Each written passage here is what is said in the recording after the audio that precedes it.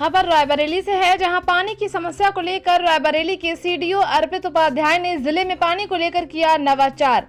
रायबरेली के सीडीओ अर्पित उपाध्याय ने जिले में पानी को लेकर नवाचार किया है।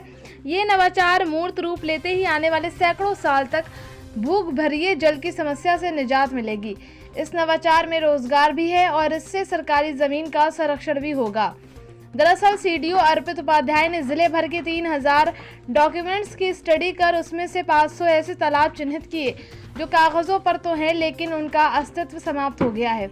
सीडीओ ने 3000 डॉक्यूमेंट्स की स्टडी के बाद चिन्हित ऐसे 500 तालाब में से 200 अभी जबकि बाकी 300 अगले वित्तीय वर्ष में मनरेगा से विकसित किए जाएंगे।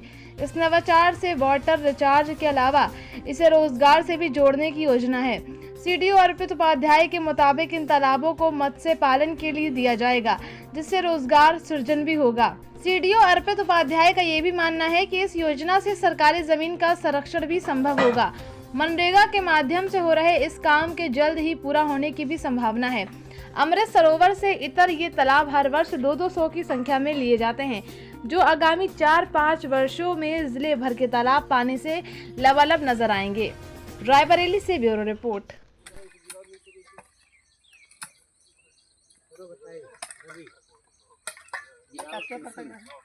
इसका एक लेवल में लेके चलो।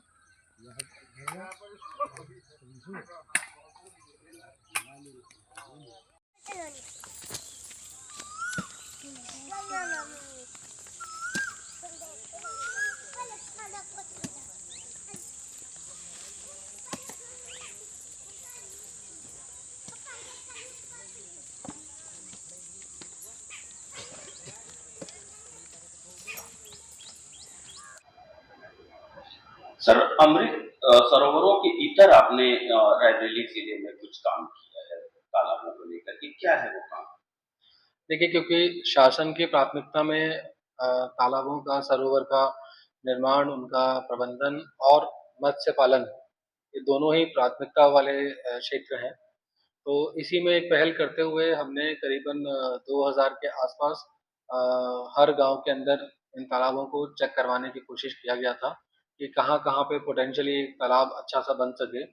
और इसमें से एक कार्य योजना बनाते हुए इस वर्ष के इस फाइनेंशियल ईयर में हमने करीबन 200 तालाब ऐसे लिए गए हैं जहां पर खुदाई का काम नरेगा के द्वारा किया जा रहा है और आगे चल के इसके अंदर हम मत्स्य पालन और उसके चारों तरफ वृक्षारोपण तो एक अच्छा कराया जाएगा।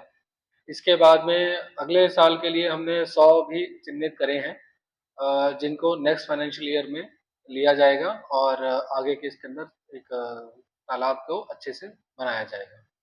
सर, आपके तालाब चिन्हित करने से पहले किस स्थिति में थे? ये तालाब जो जनरली जो अभी तक हमने ढूंढे गए हैं, ये कहीं पर पट गए थे, कहीं पर पानी का ढंग से डिस्चार्ज नहीं था जिसकी वजह से वो सूखे पड़ गए थे। कुछ जगहों पर इसके अंदर मतलब ढंग से मेंटेनेंस नहीं हो पा रहा था और लेवलिंग हो गई थी, भर गए थे। इसलिए फिर हमने इसको नरेगा के द्वारा आगे जीर्णोद्धार किया है।